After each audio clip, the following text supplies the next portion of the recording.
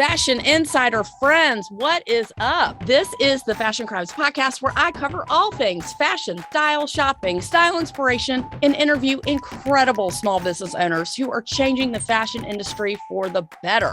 Yes, I'm the best friend you never knew you needed and the poster child for fashion over 40. And I mean way after 40. Say it with me, fashion and style are your friends, not your enemies. I'm Holly Katz, your favorite personal stylist, and let's keep it real, the only Holly you need to know. Turn it up, because I got a lot to say, and I am super stoked you're here. What's everybody? How's it going? How's it happening? What's happening with the Fashion Crimes podcast? Today, we have the most important, special, wonderful guest that I have shocked that I still landed. I want to introduce Mr. Andrew Werner of Andrew Werner Photography. Damn it, Andrew, welcome to the show. Oh, thank you so much, Holly. It is a pleasure to be here with you. I am so excited to have you. We have a common connection. We both love our friend Diana, who brought us together. And she said, oh my God, have you met Andrew? He's my best friend. I said, of course. Oh my God, I've known Diana forever. I was a bridesman at her wedding. I love a bridesman. Best friends. And but of course, I mean, listen, my friends are like, oh, so you're in the wedding party, you're getting ready with the groom. I'm like, actually, I'm a bridesman. I'm a bridesman. They're like, oh, are you wearing the dress? And I'm like, are you serious? But then, of course, Diana did ask me to, do something reminiscent. And obviously I love fashion, but do something reminiscent of Billy Porter's iconic tuxedo dress I believe Christian Siriano made. So rather than doing that on her special day, I took it upon myself to have a friend commission something very similar that I wore to her rehearsal dinner. And the look on her face was priceless. So yes, we have many memories together. I love her. I love that. So thank you so much for joining the show. I am so happy to be a friend of yours now. And the reason why I wanted to interview you is because I think you have such an interesting career and you will be able to help our listeners, as I love to give out style advice and fashion advice and tell people do this, don't do that. But a lot of problems that people have are with taking pictures, engagement cards, getting their holiday cards done. And I thought you would be a perfect person to talk to about that. Now, I know you have a couple of different facets in your career, but let's start at the beginning. Take a few minutes and tell us the who, what, when, where, why of you. Sure. Thank you again for having me on this. It's always a pleasure to speak to people in all different audiences. Because everyone does come from a different background, has a different mindset, has a different approach to do really whatever they're doing at the moment and how they look at life. So this is always awesome. So how did I start? I grew up on Long Island. I grew up in a family. My dad's side was in clothing and fashion. He had men's and boys suiting stores, the Great Neck Department Store, the Annex Shop on Long Island, which came to be a go-to place since the 50s and 60s for men's suiting and style, like destination. And then, I grew up loving fashion, loving to look good. And when I look good, I felt good. And that's always been a common thread with everything I try to do. It's first and foremost about feeling good. And I try to impart that with everything that I do, especially photography. I went to school originally for musical theater at the University of Buffalo. And when you're in musical theater, you have to be a triple threat, as they call it. But right. I really wasn't a triple threat because I wasn't that threatening. So without my ability to dance or gracefully move, as they say in the industry, I wanted to find something that not only was I good at, but I loved to do. And I'd always loved taking pictures and capturing moments. It's an intrinsic ability that brings me joy. And I've always had this ability also to relate to people and talk to people. As my friend Rob Smith said, just make people feel comfortable, seeing people for who they are, but also impressing my values of life and just things will be okay to them, which is evident you could see in the eyes of my subjects, in the eyes of the people that I photograph. So I started taking pictures and I went from musical theater to photography, where I got the ability to work in nightlife and work with people of all ages and socioeconomic backgrounds. And then after graduating, I moved back home and worked specifically in New York City's infamous nightlife scene. I got to work in the clubs, the bars, the parties, all that good stuff, and really got to explore my creative skills and play with that while also still working a part-time day job in retail. So I got the experience in both facets. And then I was like, you know what? I'm going to take the leap. I love what I do. I need to do photography full time.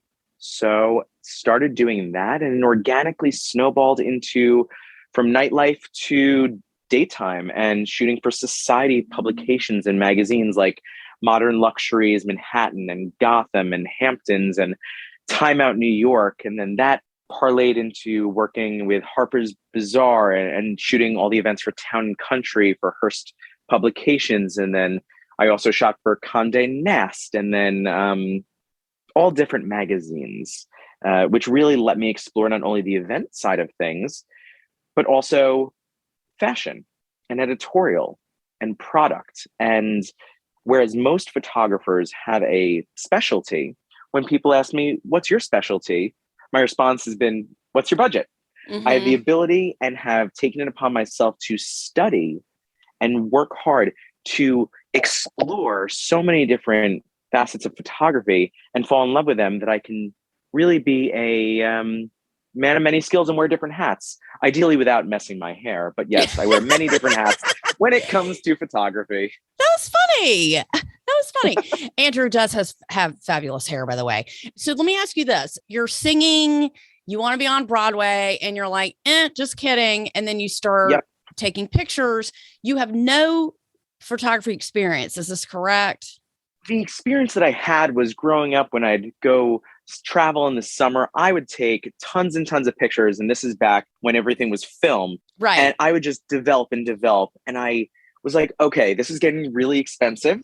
Mm-hmm. What's a good picture? What's not a good picture? Why do I like this picture as opposed to that picture? Whether it be a location, so landscapes, or whether it be people or parties or events or life's best moments, there was something that spoke to the thread of people and the thread of relationships, whether it be you to me or you two together or you in this event or you in this space or traveling with friends.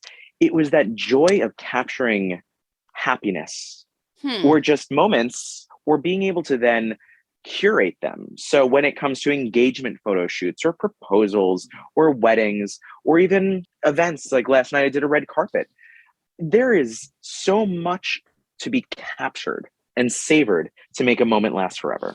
And it's that value, it's that ability to get it and get it right and have the experience that separates a photo from a photo. When you're hired, say, to do a red carpet event, are you competing with other photographers, or is someone saying we want you and only you, or is it the celebrity? How does it work? It's a big mixture. There have been many red carpets where there are dozens of photographers and everyone's shooting for a different outlet, and we're essentially getting the same photo. So when it comes to the competition, it's not necessarily that. I also see, and I know this sounds like a crazy soundbite, I see competition as myself. How am I doing compared to where I want to be? Why is this day better than the last? And how to make each day better. And while there is competition out there, there is more than enough work to go around for everyone. Whether you're just starting or you're well established, we all have the ability to learn every single day something new.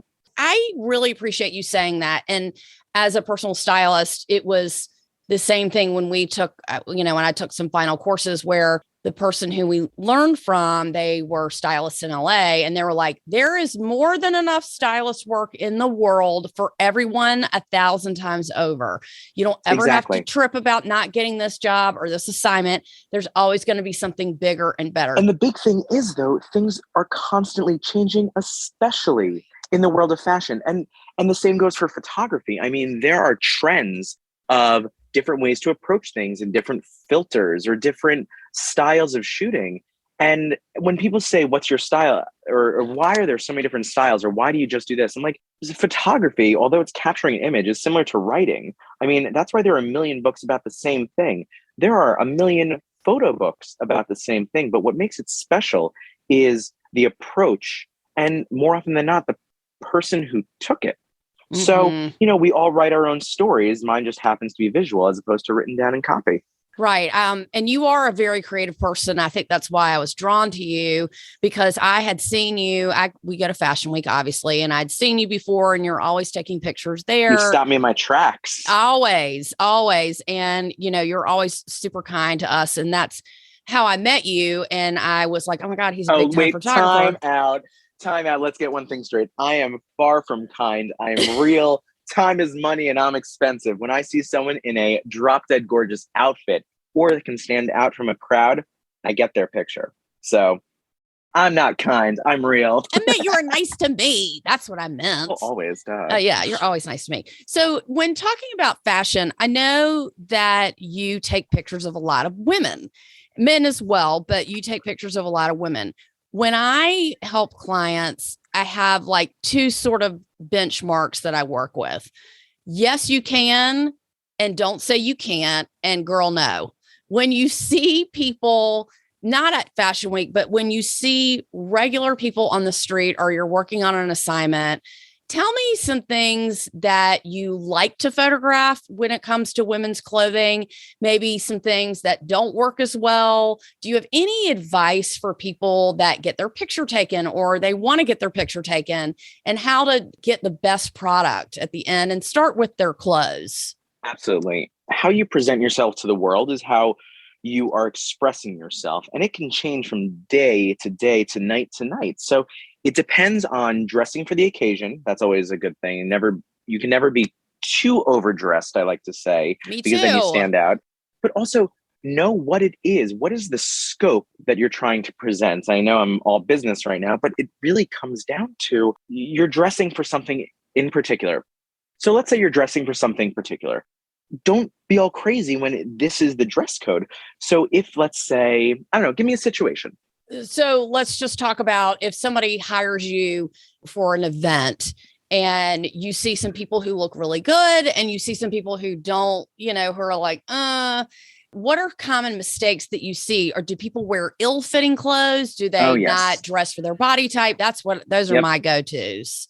I would have to say things that definitely stand out as pros in this are dressing for your body type. You know your body. It will constantly be in change. I mean, everything happens. I mean, the last 2 years, my body has changed. So dressing for your body type in clothes that fit you, that are flattering, but again, that make you feel confident, because confidence is the ultimate accessory. Right. You could be wearing a garbage bag and look pretty damn good. Right. Because a lot of celebrities, I think, have actually worn garbage bags or caution tape or something absolutely ridiculous. But it's the confidence. Right. It's knowing that you look damn good, and maybe some accessories, but still it's dressing what makes you feel good and is flattering for yourself. I mean, you can't go wrong with just clean, simple black and white. And that's the big thing for spring too. I love seeing black and white. It's beautiful. It's chic. It's timeless. That is a go-to. And holding yourself. Practice in the mirror, because you want to be wearing the clothes, not having the clothes wear you. Loving that. So when it comes to posing, practice in the mirror. I mean, you brush your teeth, you brush your hair. While you're doing it, look at your angles.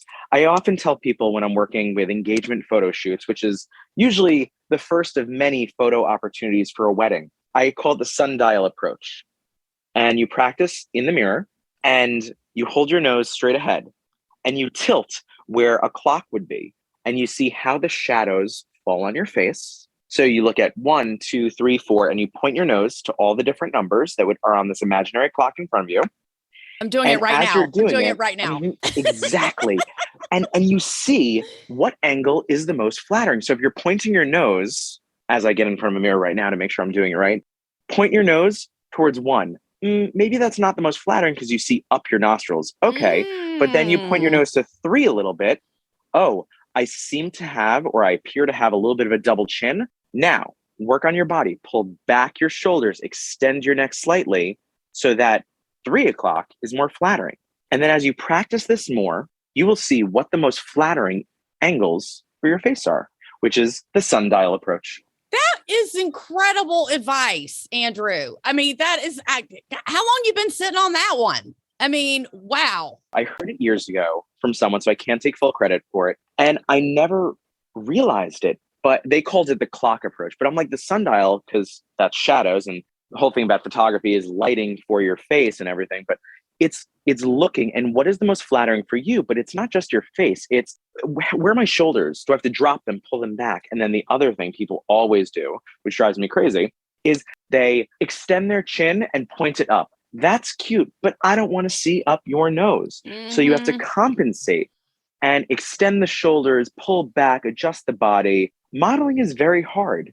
But if this is for you, these are lessons and partially implemented into my rates, why it is so important to learn how to pose. And when I work with people for engagement shoots or on a red carpet, or I've had many friends who are freshly cast into reality shows or on TV, they say, you need to teach me how to pose. It's the most important thing, because it's like taking a horse to drink champagne. They may not want to do it initially, but they're going to love it after. You learn, and you could keep this lesson with you and apply it to everything from a selfie to being on a red carpet, to your wedding day, to even Zoom. Where are you positioned in relation to the camera? Absolutely. Or the computer? Where am I? Do I need to be sitting lower, standing taller? It's learned. There are very few people who could do it instantaneously and naturally. It's so hard to get it right, because you think you look cute. You're like, ooh, take a picture. And you think you look cute and you're like, ugh. But I mean, I guess you have to, trial and error. See it. Yes, trial and error.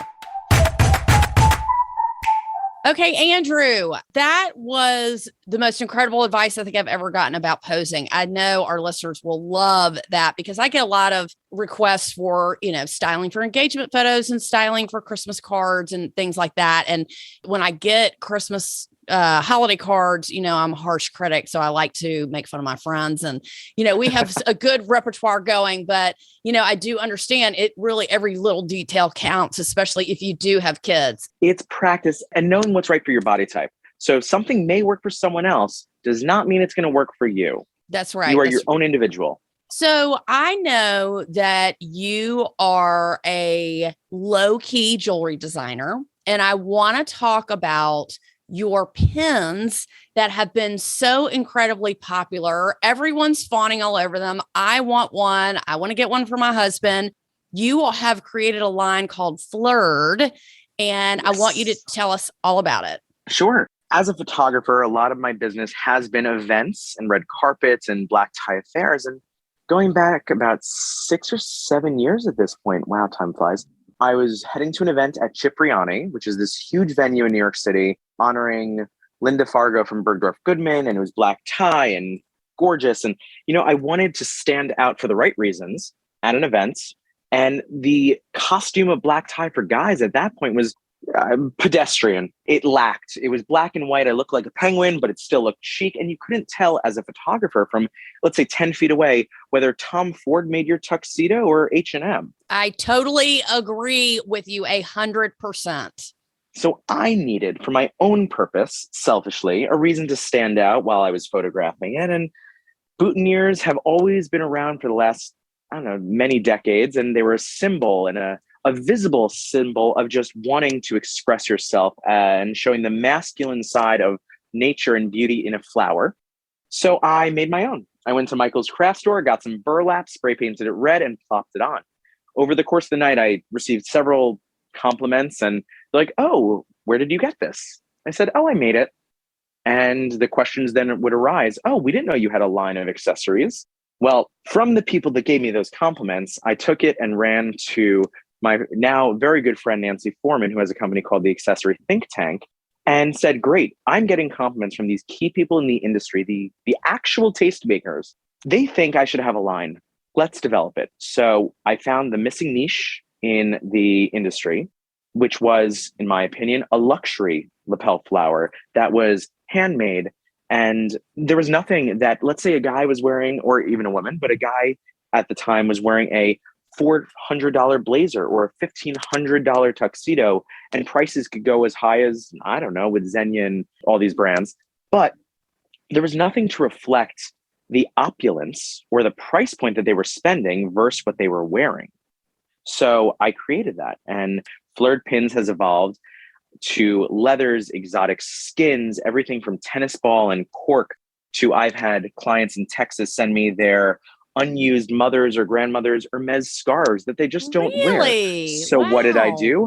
I made a beautiful bouquet as an art installation, but I've also then backed them in leather and made flowers out of them so they could wear more frequently, whether it be on a jacket, a blazer, or on a denim jacket, or even just throwing them on a clip and having them worn in their hair. It's a way to be fashionable while still staying timeless and stylish in the tradition. And what is the price point for your pins? Oh, that's usually a favorite question. Because they are all handmade in New York City, personally, and all my materials essentially are sourced from the garment district, the price does reflect the craftsmanship that we put into it and can range anywhere between $75 and close to $400 for some of the larger, more exotic skins. A lot of the clients that do wear these are bridal parties, or they double as a groomsman gift for the wedding because they can be the boutonniere as well as the takeaway. So that way, the next time you go to an event, you wear this and think back to the wedding or the event or the dinner party where you were gifted this. What a cute idea. I love that so much. And you are following our Earth Day podcast that I talked about sustainable fashion, and I talked about the waste and the metric tons of things that are in landfills and how the, emissions from these factories are destroying the planet. And I really talked about people who are making things in small batches. So thank you for making that in small batches. It's small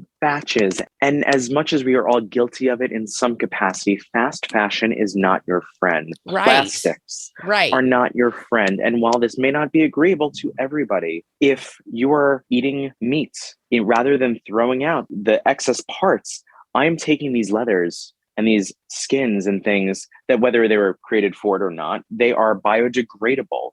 They are used. They are beautiful, and it's nature. So that's my standpoint on it. And you're shopping local, and that's what I talked about in the Earth Day episode. Was that even if you live in New York City and somebody lives in East Jesus, wherever, Kentucky, you're still shopping local because you're buying from someone who has wanted. How do you know my favorite town was East Jesus? I love it.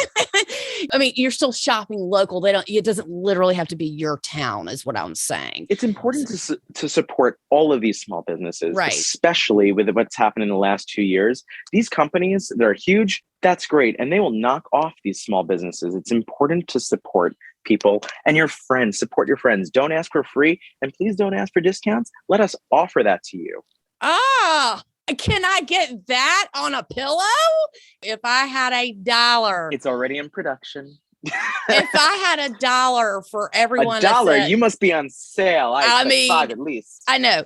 For people like, do you like this? What about this? What do you think? And I really don't mind, but sometimes people do cross the line because I'm very friendly with people and I do give a lot of myself away. So it's hard as a small business not to do that for people that you love and care about. So I do understand. You have to. There is definitely discretion all along the place. You have to give back and you have to support people. But listen, if you're asking for me to shoot something for you and I know that you're making money off of it, no. I totally agree with you. So now let's talk about, since you're making the pins now, are you expanding the line? Are you going to do something else? What are you thinking of next? Well, right now, fingers are crossed and things have been great. I have several new doors and stores that will be carrying Flird pins.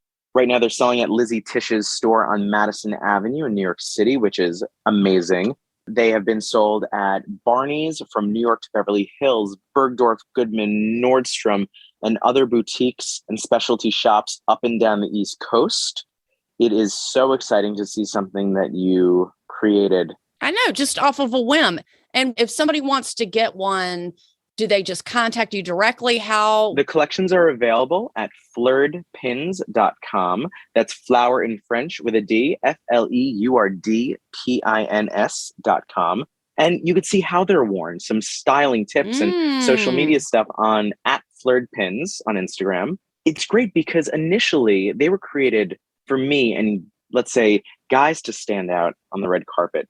But Flird pins is for everybody. It's propelling the lineage of the boutonniere into the 21st century for everybody. I just think that's incredible. I just want to know what you're going to do next. What am I going to do next? I do a lot of corporate gifting. So I have brands come to me. I can't announce it yet. Okay. But I have a new hotel that is opening in New York City, incorporated Flird pins into their uniform. Wow. So that is growing, and that's a direction. Andrew, that very exciting things coming up. You're more of a BFD than I thought you were. My God, we're going to see you everywhere. I think you should put your face in the middle of each pin so people can see you, and your beautiful hair. Then I'll have to raise prices. But, it comes down to how you do it and how you style and the fashion and trends and, just being true to you. We all want to blend in some capacity. But if you like something and it's flattering, wear it. If it makes you feel good and it's safe, do it. I love that because I am a huge stickler for people want to be told what shoes, what bag, what this, what that. It's not about that. Style is subjective. It has to ebb and flow. It depends how you feel that day. And if you feel like wearing, something like your pin one day, and then you want to put it, like you said, on a denim jacket or in your hair or do something different with it, that's your right. And it's not so black and white that you have to wear it this way and you have to do it. That it's just a suggestion. Exactly. It's a suggestion. It's a suggestion. So good for you on adding styling tips because people are always very confused on what to do and how to do it. If, I had and someone. That's okay. Yeah. I had someone email me, said, "Hey, Holly, I know that you mixed your jewelry, you mix metals. How do you do that?" And I just said, you just fucking do it. Like there's no science to doing that. I appreciate you want to get it right, but you can't make a mistake. When you dress with intention, you can't make a mistake. Some people will, give you pushback. Some people will say, that's weird, that's strange, but that's your right because it's your style and you've created something that is your style. If you like it too, cool. Here, I'll make you one. And now look at you. You've done a 150-piece order for HBO Max.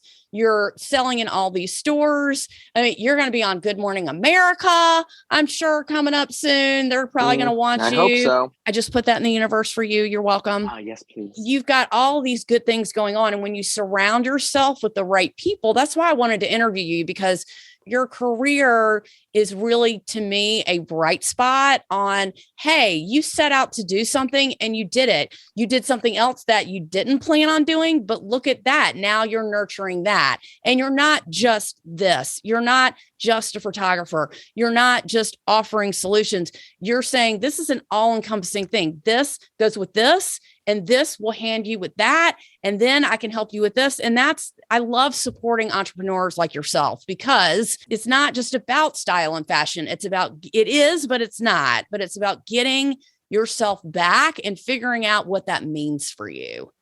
Exactly. And everyone's journey is different. It will take a longer time for some people and shorter for others. But you have to be true to what your style is, to what you want to express to the world, however it may want to be. Right now, the trend for menswear is expressing more, quote, femininity. What is femininity? Is that flowing garments? Is that silk scarves? Is that pearl necklaces or as accessories? Is it flowers? It is a way to express yourself. And the binary constructs, and that's a whole other conversation that we're in, they're being dissolved right in front of us because we want to express ourselves and feel free and feel beautiful. And we have lived through a time that has been so oppressive for so many that it's like a reemergence of positive attitude and success and happiness and joy and living for each day. And if you can do that for yourself by wearing an accessory or wearing a color or wearing a piece of clothing that is tailored or not tailored for that matter, and it makes you happy, do it.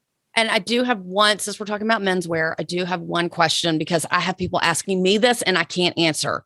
Is the tie in or out? Because I don't know whether to tell my husband to get rid of his ties, if they're going to come back. I just don't know what to tell him. What is your take on menswear ties? Menswear ties are an ever-changing accessory. They go from wide to skinny to non-existent to it could be a tassel to whatever. And depending where you are, it could be the cowboy thing that could be considered a tie. The bolo, the bolo. Thank you. It escaped me.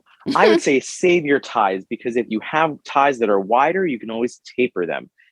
Look at where you're going. If you're going to an event and the dress code calls for it, wear a tie. I love looking at certain iconic designers such as the Ralph Laurens, but also the Calvin Kleins, and then designers that are also inspired for women's wear like Ellie Tahari, seeing what they're doing and how these people are projecting style and trends, because menswear will usually follow women's wear by 2 to 3 seasons. So watching what they're doing, it's usually in. But right now, my suggestion would be save the ties. Don't throw out anything. If something is too specific to a time period or a style and you're not going to wear it, donate it. Let someone else have the pleasure of wearing something that you enjoyed at one time. Save the ties that are special. I think that it's kind of both. If you want to wear a tie, go for it. If you show up without a tie, no one's going to question you. That's what I think right now. Agreed. I do think they're going to come back. That's just my hunch. And that all of a sudden, when they come back, one skinny supermodel is going to wear it. And then all of a sudden, it's going to be all the rage again. So yes. I totally agree with you. Do not get rid of them. And I just haven't known what to say to people because my own husband isn't even wearing them. And even when he's meeting with really important people, these people are wearing T-shirts. I mean, they just don't. Well, underdressing is a no-no. I understand. But, you know, in the business world, these billionaires, they're not dressing up because they don't have to. So, yeah, but where are they getting their T-shirts from? Not everyone can afford an $800 T-shirt. This is true. But I think, you know, you're giving them a lot of credit. But I just think that the whole persona of what a business person is wearing is completely upside down. So when I'm just using my husband as an example, when he dresses really sharp and he goes and talks to these really important people, you know, sometimes they're dressed up, sometimes they're not dressed up. So it's just hard to figure out what the right dress code is. That's all I'm saying. So some men want to be more dressed up than others. Anyway, so it's ever changing. I think it just depends on who you are and where you live. If you live in the middle of the desert, I don't think most people are going to be wearing ties. That's all I'm saying. I mean, listen, my costume is a blazer, whether it be a formal blazer, a deconstructed blazer. What I feel comfortable in and what I feel shows off my body the best and most flattering is a blazer. It hits me at the right places, but also even if I find a great vintage or thrift, a beautiful old designer blazer, I then take it to a tailor. I have it fitted to me. And it's just a refined, tailored piece. You have to understand that you are like heads and shoulders, but you know what to do. Most people don't know what to do, is all I'm saying. So, well, that's, you know, they can always come and ask me my advice. I'm happy to share. How are you not a stylist? I don't know. You're not. I guess you could have were in your past life. I need more time in a day if I was to be a stylist. There are only so many hats I could wear. I know. You're like, girl, please. Okay. I can only handle so much.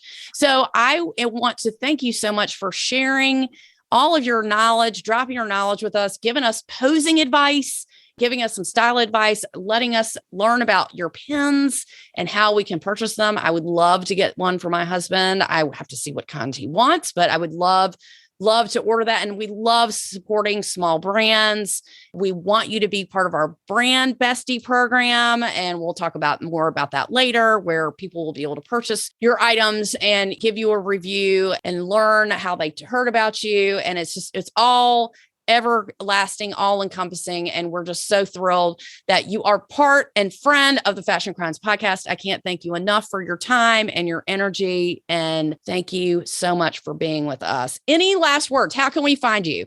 Absolutely. Check out andrewwernerphotography.com to see more of my portfolio. But for faster, definitely check out at Andrew Werner. That's AndrewWerner